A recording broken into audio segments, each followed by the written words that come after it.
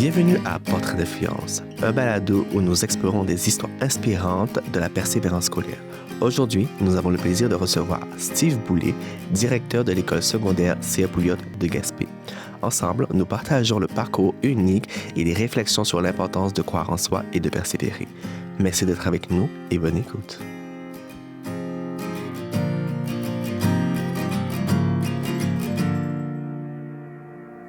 Donc, bonjour Steve. Bonjour. Merci d'être venu aujourd'hui pour le balado Portrait d'influence. Ouais. Aujourd'hui, en fait, ce que je vais faire, je vais te poser une question qui va être plus toi en tant que directeur actuel, mais comment est-ce que toi tu étais quand tu étais jeune, en fait, au niveau du secondaire, au niveau de la persévérance scolaire, comment ça a été pour toi? Oui.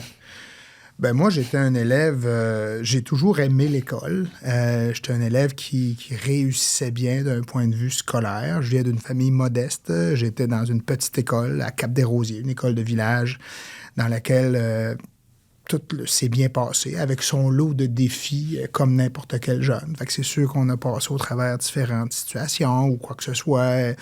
Tout le côté socialisation, ben, c'est toujours un enjeu.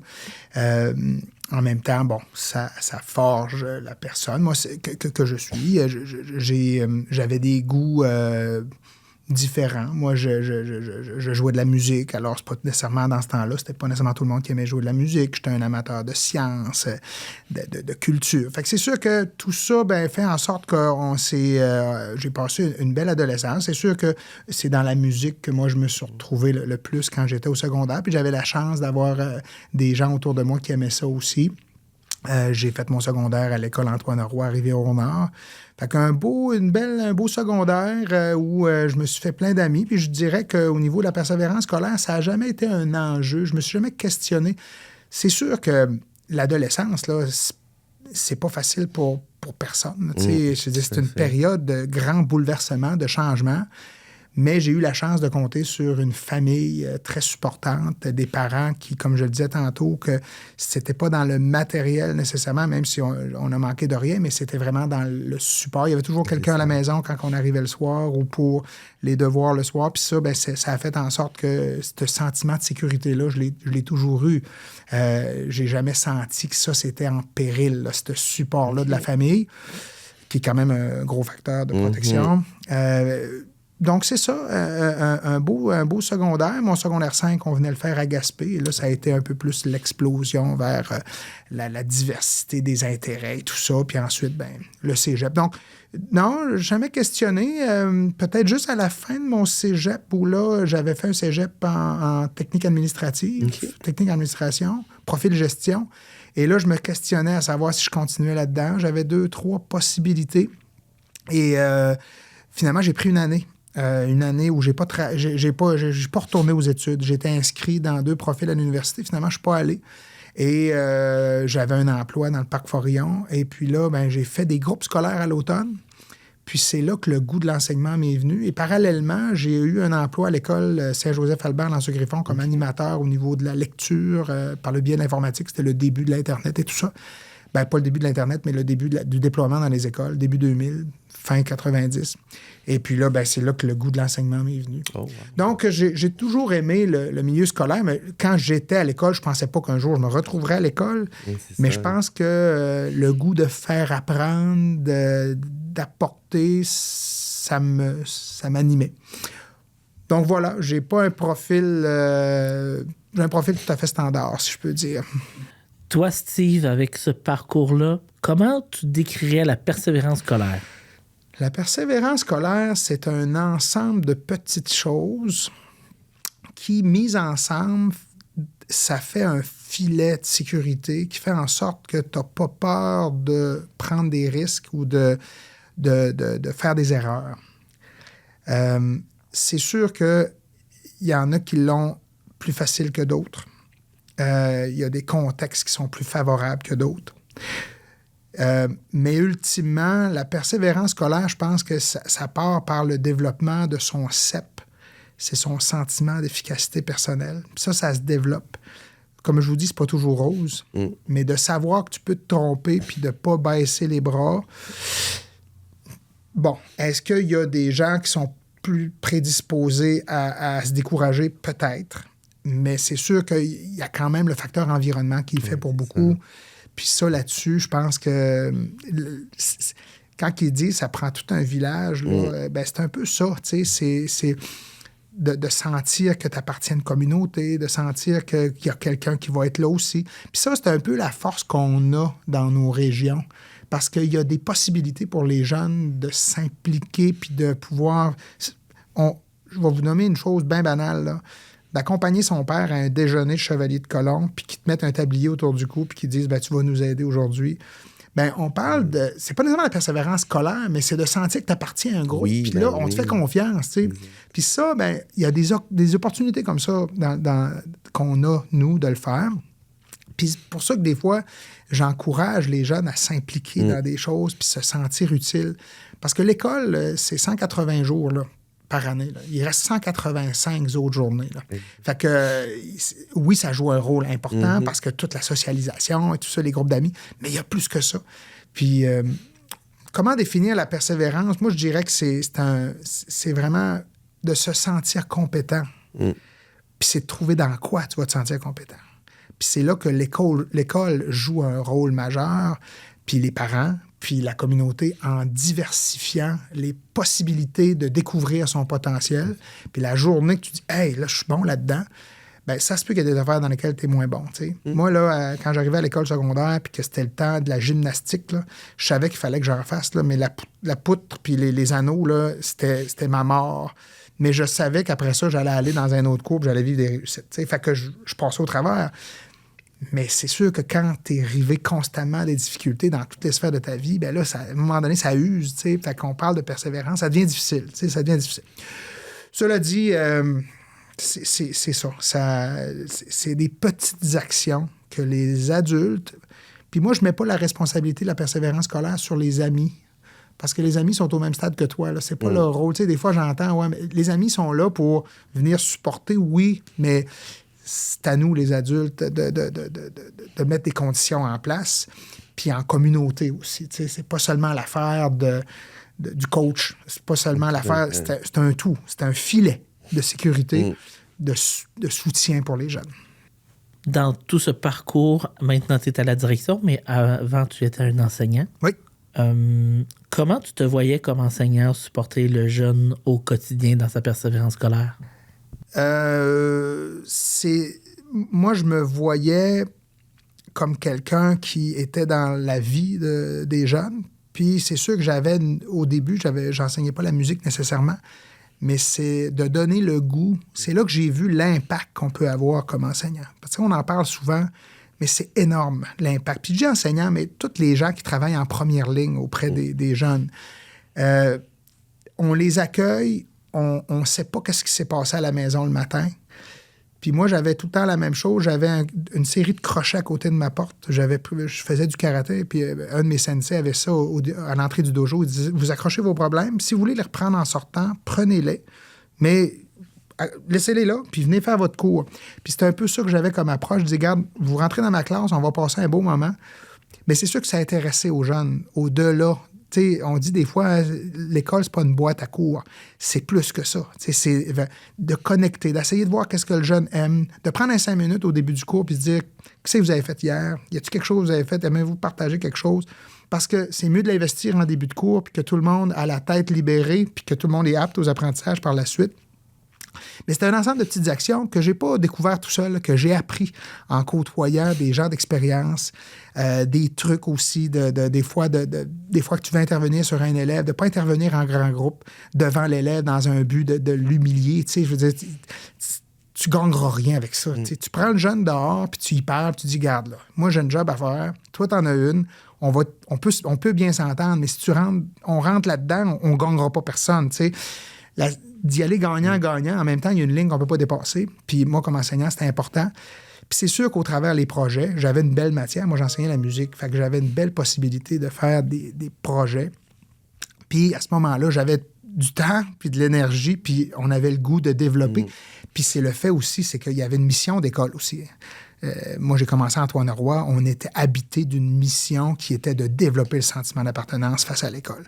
Fait que quand je voyais mon patron aller, lui, c'était « let's go, là, on défonce des portes, puis on développe ». Puis ça a fait en sorte que toute la communauté... Fait que je me sentais pas tout seul là-dedans. Là. J'étais pas un extraterrestre. Là. Tout le monde se tenait. Puis c'était... Fait que comme enseignant, c'est incroyable le rôle qu'on peut avoir, là. Mais j'aime ce que tu dis parce que je vais passer d'une anecdote que j'ai vécue, moi, qui est différente de maintenant. Et ce que tu as nommé au niveau de l'importance du prof, de comment prendre le temps avec l'élève, ça vient me chercher parce que moi, étant plus jeune, ça a été tout un contraire. Mm-hmm. Moi, ça a été comme... J'aurais pu décrocher, je sais pas. Je pense que c'est vraiment au niveau des valeurs que je suis resté. Mais je me souviens que quand j'étais jeune, au primaire, j'avais une des profs qui m'avait comme nommé, genre, moi, j'étais en réflexion sur un devoir et elle me sortait, toi, tu fais quoi? Tu es là, tu grossis, mais devant tout le monde. Donc, toute la classe a commencé à se moquer de moi. Quand j'étais au secondaire, moi, j'ai eu beaucoup de difficultés de lecture à ce niveau-là.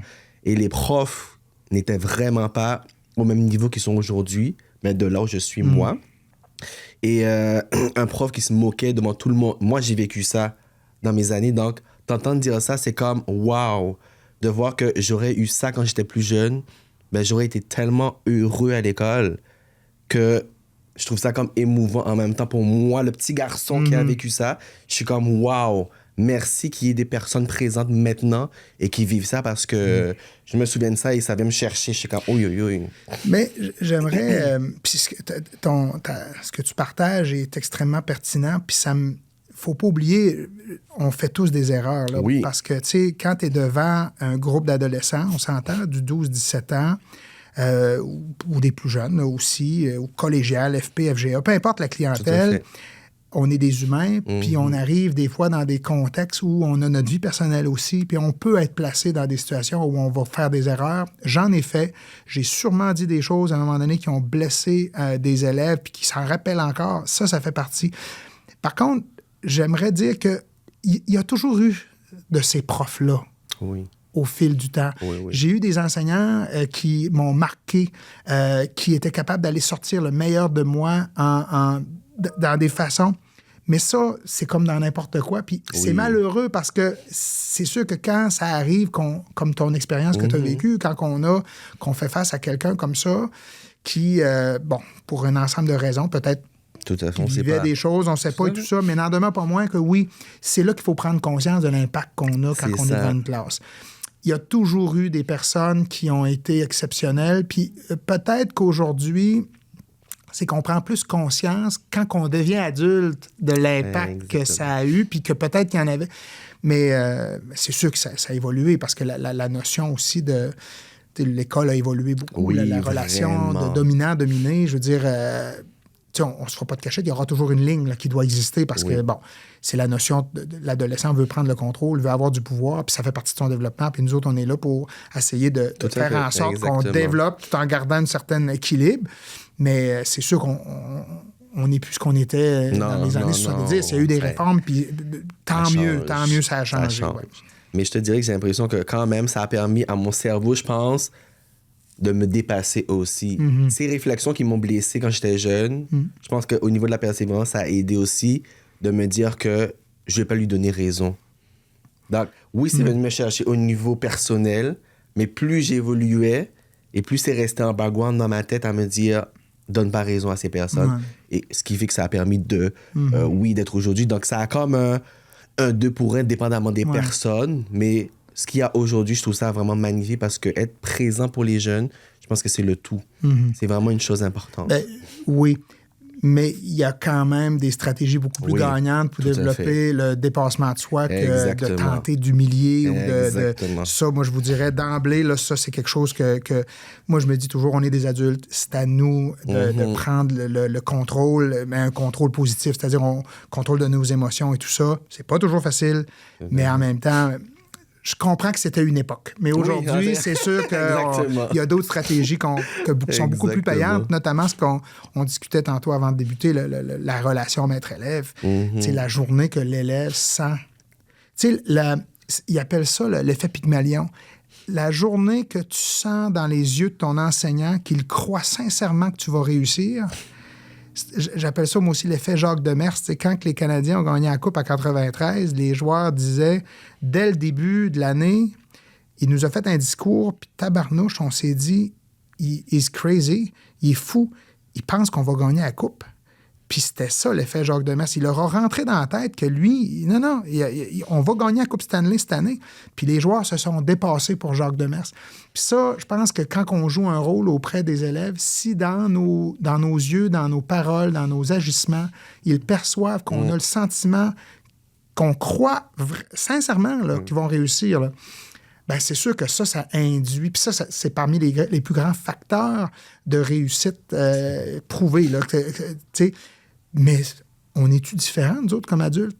Pas du tout. La journée que ton patron ou que les gens autour de toi, que tu sens dans leurs yeux que non, ils ont l'impression sincère que tu vas réussir à mener ton projet à terme puis qu'il n'y a pas d'autre sortie possible, mais pas par la contrainte, mais par ce sentiment de confiance-là qu'on influe. Ben, tabarnouche, tout est possible. Puis ça, mais c'est pas évident, parce que des fois, on est confronté à des situations où, les boys, il faut se parler en dedans, mais on se dit, ouais, c'est vrai que le chemin, je regarde au loin, on n'est peut-être pas arrivé encore, mais en même temps, il faut garder cette confiance-là. Puis le jeune le sent. Puis c'est pour ça qu'on parlait tantôt, tout dépendant du vécu de chacun des jeunes, il y a des jeunes qui n'ont jamais eu ça. Ce discours-là, comme quoi on croyait qu'il était capable. Puis c'est sûr qu'à un moment donné, ben, le jeune qui se le fait dire, rendu à 12 ans, ben, il nous regarde en disant, bon, ben, on sait bien, là, tu me dis ça parce que tu veux me manipuler, puis tu vas... Mais ben, c'est là que la confiance va se développer. Mm-hmm. Maintenant, en tant que direction, comment tu vois ton impact au quotidien dans la vie des jeunes, dans leur persévérance scolaire? Bien, c'est sûr que c'est plus long. Parce que je veux dire, il y a deux façons de pouvoir faire avancer les choses. Bien, avancer, je ne sais pas si le mot avancer est bon, mais la contrainte, donc contraindre des gens à faire quelque chose, ou l'influence. C'est sûr que l'influence, c'est beaucoup plus durable, mais c'est plus long. Puis quand on peut mobiliser les gens qui travaillent dans l'école autour d'un projet commun, puis dans lequel on se donne des stratégies qui font en sorte que les jeunes vont se sentir compétents, OK? Puis il y a un ensemble de choses. Aujourd'hui, là, je pourrais vous en parler 3 heures de tout ce qui peut être mis en place pour ça. Mais dans l'ensemble, globalement, on s'organise pour essayer de faire atteindre le plein potentiel de chacun. C'est là où mon rôle est. C'est-à-dire de jouer la symphonie, mais avec la baguette en avant, puis que tout le monde joue de son instrument, puis qu'éventuellement, qu'on influence les... Moi, tout seul, je pourrais rien faire. Puis je le dis souvent, des fois, les gens vont dire « la direction d'école, mais moi, si les gens en première ligne, c'est eux qui font le gros du travail, tu sais. Mais mon travail, moi, c'est de les convaincre que c'est vers là qu'il faut aller. Puis, ultimement, ben, c'est sûr que moi, je suis chanceux parce que je travaille avec une gang de pros. C'est des gens qui sont animés à chaque matin. Moi, je le dis souvent, il n'y a personne qui vient ici le matin en se disant, bon, quel jeune je pourrais caler le matin, là? Il n'y en a pas un là, qui vient avec ça. On arrive tous avec de la bonne volonté. Il faut juste se centrer sur nos objectifs, garder en tête que des fois, il y a des situations qui arrivent, mais des fois, c'est l'arbre qui cache la forêt. Il faut accepter qu'il va y avoir des fois des situations sur lesquelles, malheureusement, on ne pourra pas avoir... on ne pourra pas changer. On a du pouvoir dessus, mais à un moment donné, mais de ne pas se laisser contaminer, de collaborer en équipe. Ça, c'est l'aspect qui est le plus important, c'est que quand tu travailles, surtout quand... Parce que, veux pas, tu es tout seul dans ta classe, ou quand tu fais une intervention, tu es tout seul avec le jeune, tu es tout seul des fois avec des situations. Le fait de collaborer entre enseignants, de pouvoir se partager ce qu'on vit, mais pas dans un côté... pas du drame adulte, là, de se partager un peu, hey, il est arrivé ça, toi, tu verrais ça comment? D'avoir un climat psychologiquement sécuritaire aux échanges, c'est là mon rôle, moi. C'est de m'assurer que les gens vont pouvoir collaborer ensemble. Puis, bien sûr, j'interviens au niveau des parents, au niveau des élèves. Des fois, c'est dans un contexte, c'est plate. Quand j'appelle, des fois, c'est pas dans un contexte nécessairement positif, mais on essaye de le faire aussi dans un contexte positif. Quand il y a des événements, quand il y a des situations qu'on peut rencontrer, puis on peut rencontrer les élèves, c'est sûr que... Mais j'ai pas le rôle... J'ai pas le lien affectif avec les élèves que j'avais quand j'étais enseignant. Puis c'est normal parce que je passe beaucoup moins de temps avec eux en lien direct. Mais c'est là où moi, je me dis, il faut que j'essaye de faire en sorte que l'équipe travaille ensemble en synergie. Et c'est là mon rôle, le plus rôle dans la persévérance. Puis je suis chanceux parce que ça fait 11 ans que je suis dans mon milieu à l'école. Donc, c'est sûr qu'on connaît les gens. Fait que quand il y a un soldat je dis soldat, mais l'expression, un des membres de l'équipe, un vaillant, travaillant de l'équipe vit quelque chose, on est là. On est là pour le supporter puis lui dire, regarde, t'es pas tout seul là-dedans, puis on va t'accompagner. Mais ça a changé beaucoup de choses parce que veux pas, on a 100 ans de culture où les profs sont ma classe, mes élèves, ou l'intervenant, j'ai mes suivis. Mais là, on a une vision de nos élèves, notre école. Puis ça commence pas dans ma salle de classe, ça commence dans le stationnement quand j'arrive. Je vois quelque chose, hop, il y a un élève qui n'a pas de l'air à aller bien.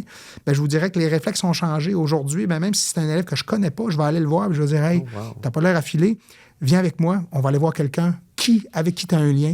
Fait que ce souci-là du bien-être des élèves, il a toujours été là, le souci. C'est juste que des fois, on n'osait pas en se disant, je m'interfère dans le... Mais là, on a une vision beaucoup plus globale qui est, c'est l'ensemble de l'équipe. Puis, on a maintenant des valeurs, écoles, de plus en plus. Puis, on n'a rien inventé. C'est les stratégies des écoles efficaces. Puis ça, ça fait en sorte que depuis quelques années, on voit dans notre milieu, les élèves sont bien. Oui, il y a des élèves qui vivent des situations difficiles. On s'en occupe. On dit souvent, il faut être informé, il faut le savoir. Puis quand on le sait, on intervient. Bref, mon rôle, il est là. C'est le fun de t'entendre parler autant du groupe d'élèves dans son ensemble et non pas juste d'un élève. Je pense que vous avez cet engagement-là auprès de toi et ton équipe école de s'occuper de vos élèves et l'enseignant a un rôle davantage global et non pas avec un individu, mais dans l'entièreté de l'école, vous créez un filet de sécurité auprès des élèves de votre école pour favoriser la persévérance scolaire dans son ensemble et non pas pour un ou deux individus. C'est rassurant. Oui, puis c'est la notion du leadership partagé également. T'sais, moi, là, j'ai pas la science infuse. Là, je veux dire, en équipe, quand on arrive et qu'on cogite ensemble, on est là pour se parler et trouver des pistes de solutions ensemble. Moi, j'ai une lunette. Mon travail, c'est d'aller chercher la lunette de tout le monde pour éventuellement en arriver à dégager une action ou un plan global. Mais en même temps, c'est là où on a de l'expertise dans le milieu. Puis, tu sais, parce qu'on a souvent vu la direction d'école comme un peu un shérif, là. C'est lui qui fait la loi dans l'école. Mais là, je veux dire, le climat de peur, là, on n'est plus là. Au contraire, il faut que les élèves soient capables de venir nous parler. Puis, au primaire, moi, je salue de plus en plus la façon que l'approche au primaire qui est d'être bienveillant par rapport à ses collègues. Tu vois quelque chose, tu vas en parler à un adulte. Il n'y a pas une question d'être l'expression qui est utilisée, un snitch ou un stool dans notre temps. Il faut que tu en parles, il faut qu'on trouve des solutions. Puis, c'est bien, les élèves nous arrivent comme ça, puis nous, c'est ça. C'est sûr qu'il y a un côté, on s'entend, parce que c'est une des stratégies aussi d'avoir un climat ordonné et sécuritaire dans une école. C'est le premier mandat, là, parce que si les enfants rentrent et ont l'impression de ne pas être en sécurité physique ou psychologique, il n'y a personne qui va apprendre. Là. Oublions ça. Là. Fait que la première chose, c'est ça, mais c'est pas c'est pas ma responsabilité unique. Moi, ma responsabilité, c'est de coordonner tout ça, puis de faire en sorte que les gens se sentent outillés, puis confiants de le faire, puis qu'on n'ait pas peur de l'erreur. Ça revient à ce que je disais au début, tu sais, qu'à un moment donné, la crainte de l'erreur, si on fait une erreur, on est des humains, on travaille avec l'humain. Tout à fait. On travaille pas avec des bio ou avec des, je veux dire, puis, tu sais, je disais, c'est pas quelque chose que tu mets, puis que tout, s'il y a une recette, puis il y a une façon de faire, chacun a sa recette, puis de s'essayer de voir, parce que chaque élève est unique, mais il évolue dans un groupe. Et donc, la liberté de l'un se termine là où celle de l'autre commence. Puis éventuellement, ce groupe-là évolue dans un niveau et ce niveau-là évolue dans une école. Fait que c'est de voir l'ensemble de la chose. Mais c'est tellement un beau travail qu'on fait. C'est à chaque jour, c'est de voir comment... Hier, on avait un spectacle de Noël, puis il y avait beaucoup d'élèves de secondaire 1. Il y a quelques années, on disait « Ah, mon Dieu, quand tel élève va partir ou tel groupe d'élèves, ils étaient bons, eux autres. » Puis de voir des élèves de secondaire 1 avoir le guts d'embarquer sur scène puis d'animer un spectacle de Noël devant 450 personnes. Wow. Moi, j'avais pas ce guts-là à cet âge-là. C'est magnifique. Fait que ça veut dire qu'à quelque part, les élèves se sentent en sécurité. Il y avait des parents sur scène, il y avait des membres du personnel, il y avait une équipe, l'équipe du centre de création. C'est ça là, je vous parle d'un événement, mais c'est ça qu'on veut créer un peu partout. Tu sais, l'élève se présente, il sait qu'il est en charge puis il est en de bonnes mains. Maintenant, le défi qu'on a, c'est que des enfants qui, peut-être, ont jamais fait ça, aient le réflexe d'embarquer parce que c'est souvent eux qui sont plus à risque. T'sais, on en implique beaucoup. T'sais, l'an passé, on avait 707 inscriptions à des activités parascolaires, alors on avait 483 élèves. Ça veut dire qu'il y a des élèves qui sont inscrits 2 fois, mais il y a des élèves qui ne se sont pas inscrits non plus. T'sais, fait que là, on tente par d'autres moyens de les rejoindre, mais n'en demeure pas moins que ces élèves-là, ils sont accompagnés d'un adulte signifiant. Puis, ultimement, c'est là que l'importance de transmettre ces valeurs-là, nous, c'est le respect, l'engagement puis la coopération. Donc, c'est ça. C'est là qu'on voit comment que l'engagement peut être important auprès des élèves, puis à différents niveaux. Tu sais, qu'un projet comme secondaire en spectacle aussi, le jeune qui est sur scène est important, mais vous mettez aussi en lumière le jeune qui supporte la lumière, qui aide à monter les décors, puis toute l'assistance technique. Et c'est de mettre la lumière sur chaque jeune qui nous permet ensuite à chaque jeune d'évoluer et de trouver une certaine voie et son futur. De valorisant. Puis, c'est partout. Il y a des rôles qui font en sorte que tu vas être plus à l'avant-scène, mais il y a des rôles qui sont tout aussi importants, mais que tu ne verras pas, puis qui vont apporter. Puis c'est un peu la même chose pour nous aussi. Puis aujourd'hui, je trouve ça important. Moi, je me veux aujourd'hui j'ai toujours hésité avant de venir. Puis je trouvais l'approche aujourd'hui intéressante parce que je suis pas je suis le porte-parole. OK? Je me veux un porte-parole de mes collègues, mais aussi de tous les gens qui travaillent en éducation, parce qu'on a tous un rôle à notre façon, mais c'est un tout. Parce que, tu sais, je veux dire, une équipe de hockey, si tout le monde joue à l'avant, il va y avoir des lacunes. Tu sais, ça prend des gens à chacune des positions pour que... Puis c'est un équilibre. Tu sais, si tu as juste des compteurs de but, bien, ultimement, tu ne gagneras pas plus. L'idée, c'est qu'on veut la victoire. Puis la victoire, pour nous autres, c'est qu'on puisse diplômer, certifier le plus grand nombre d'élèves. Parce qu'automatiquement, des fois, ça paraît pas cute. On dit, le diplôme. Mais ultimement, c'est ça qu'on vise. On vise de diplômer le plus grand nombre d'élèves parce que si on diplôme plus d'élèves, ça veut dire qu'on a raccroché plus. Puis diplôme, ça ne veut pas dire nécessairement l'obtention d'un diplôme d'études secondaires 5. Ça peut aussi dire un DEP. Ça peut aussi dire un certificat de FMS. Mais l'idée, c'est d'arriver à terme, de se rendre à terme. Puis ça, pour nous, quand on arrive au bal des finissants, il y a des élèves qu'on sait que c'est pas terminé pour eux. Là. C'est leur bal de finissant de secondaire 5, mais il va falloir qu'ils aillent reprendre une matière. Mais au final, puis il y a des élèves sur scène que c'est des élèves pas nécessairement de secondaire 5, c'est des élèves qui ont terminé, mais qui ont terminé dans un parcours en adaptation scolaire. Mais nous, la priorité, c'est qu'ils achèvent quelque chose, qu'ils se rendent au bout pour éventuellement accéder à ce qu'ils veulent faire. Parce que c'est... Puis ça, c'est... la journée que tu es habité de ça, ben tu vas tout mettre les conditions en place pour qu'on se rende là. C'est pas facile parce qu'il y a des situations Teflon. Teflon qui veut dire qu'on glisse dessus. On essaie d'avoir une pogne. C'est difficile, mais en même temps, il ne faut jamais abandonner. Faut jamais... Puis ça, c'est quelque chose aussi... Il ne faut jamais se dire qu'il n'y a rien à faire avec ce jeune-là. Il y a quelque chose à faire, c'est juste qu'on n'a pas encore trouvé. Ça se peut que c'est l'école qui va le trouver, ça se peut que c'est pas à nous non plus, ça se peut que c'est hors de notre champ de compétences, exactement. Parce que comme on le disait tantôt, on est là avec les jeunes, mais on peut pas tout faire. Mais en même temps, c'est de toujours être en recherche de solutions. Puis le jeune, il va le sentir. Il va le sentir que tu n'as pas lancé la serviette avec. Puis ça, bien, je lève mon chapeau aux gens qui travaillent avec les jeunes en adaptation scolaire, avec les jeunes qui ont plus de difficultés, en éducation, mais ailleurs. Parce que c'est un noble métier, une noble mission, qui n'est pas toujours... c'était pas tout le temps des victoires au quotidien, mais en même temps, c'est gratifiant. Dans tout ça, avec toute l'expérience que tu as maintenant, quel conseil donnerais-tu au Steve qui commençait son parcours d'enseignant au secondaire? C'est une bonne question.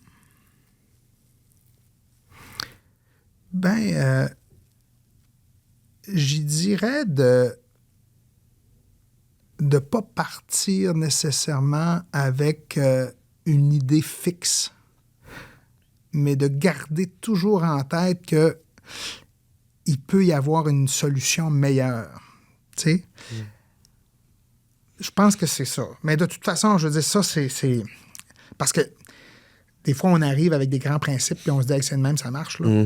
Mais ça serait ça que je dirais plus, c'est de dire, garde les œillères ouvertes. Garde les œillères ouvertes, puis reste ouvert aux suggestions.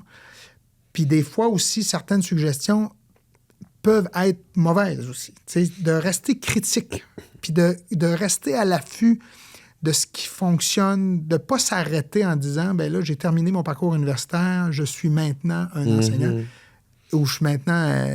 moi, je vous dis, ça prend toute une carrière avant de pouvoir... Tu sais, en karaté, on dit que le karaté commence à la ceinture noire.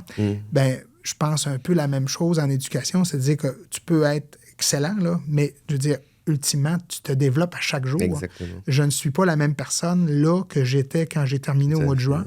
Il y a des choses que j'ai changées dans ma pratique, puis de rester toujours ouvert. Mais j'avoue que quand tu sors de l'école, tu as l'impression d'avoir la science infuse, puis là, tu te dis, hey, moi, là, je connais ça.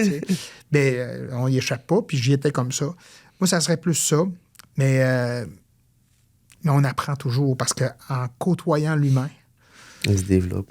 on se développe, puis c'est ça qui est le fun. T'sais. Exactement. Puis moi, je vois des gens... Puis c'est une belle qualité, je pense, à développer chez tout le monde. Puis, tu sais, moi, je suis un gars orgueilleux. Des fois, je fais à ma tête, mais j'essaie de plus en plus d'écouter, justement, tu sais, des fois, de se dire, ouais, mais finalement, c'était peut-être pas la bonne avenue. OK, comment qu'on va ajuster ça? Parce que... Puis en même temps, prendre des recettes toutes faites, ça marche pas non plus. Tu sais, je veux dire, il faut t'adapter ça à ta personnalité aussi. Parce que si tu essaies de prendre ce que l'autre fait à côté, puis tu dis, moi aussi, je vais faire ça. Ça va pareil. De se développer une identité, mais en même temps, de rester ouvert, puis de rester humble là-dedans, puis de rester positif. Parce que des fois, à un moment donné, des situations, l'arbre qui cache la forêt, là, pour moi, c'est une expression importante. Tu vois une situation, puis ça a l'impression de tout prendre la place. Mais de dire, attends un peu, là, on va prendre un petit peu de recul. Là, puis j'ai eu ce conseil-là à un moment donné de Jérôme Belland, qui était directeur, puis il m'avait dit, Steve, il dit, grimpe dans l'hélicoptère. Je dis, qu'est-ce que tu veux dire? Ben, il dit, là, t'es sur le terrain, là. T'es sur le terrain avec tes soldats, là, puis là, bon, embarque dans l'hélicoptère, là, puis monte. Là, monte dans les airs. Puis là, hop, tu vois-tu comment que la situation... Là, toi, ce que tu vois, là, tu vois 20 pieds en avant de toi. Mais en hélicoptère, tu vois 2000 pieds. Fait que là, tu vois plus la situation de façon macro. Puis ça, ultimement, quand on vit des situations, parce que comme on est dans l'humain, on est dans le red, des fois, dans la température monte, bien, de sortir un peu, de dire, OK, je vais prendre un temps de recul pour analyser la situation. OK, c'est pas une situation nécessairement, on pourrait régler ça comme ça. Puis de rester, je dirais pas froid, mais de rester en contrôle. Oui, c'est vrai.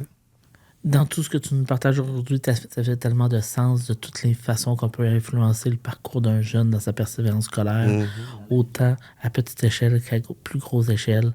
Mais merci de tout ce partage-là et merci de ce partage et d'influencer positivement la persévérance des jeunes dans ton école et avec ton équipe école.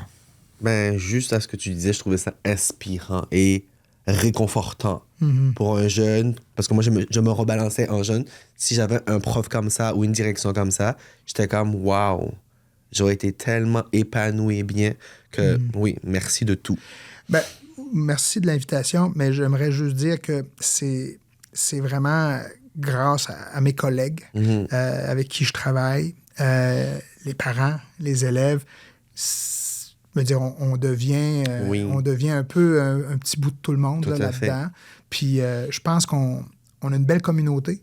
Et il faut garder en tête que ce qu'on veut développer, c'est des citoyens engagés, confiants, puis qui vont pouvoir à leur tour devenir des influenceurs.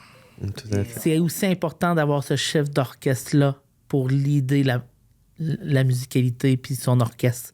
Donc, merci à toi aussi de cet engagement et d'influencer positivement ton équipe école dans toute cette persévérance scolaire-là et dans toute cette valorisation du jeune. Je sais pas, je connais pas la musique. Merci. Ce balado du Carrefour Jeunesse Emploi de la MRC de la Côte-de-Gaspé a été rendu possible grâce à la participation et au soutien de Télégaspé et du gouvernement du Québec. Merci à nos partenaires pour leur précieuse collaboration.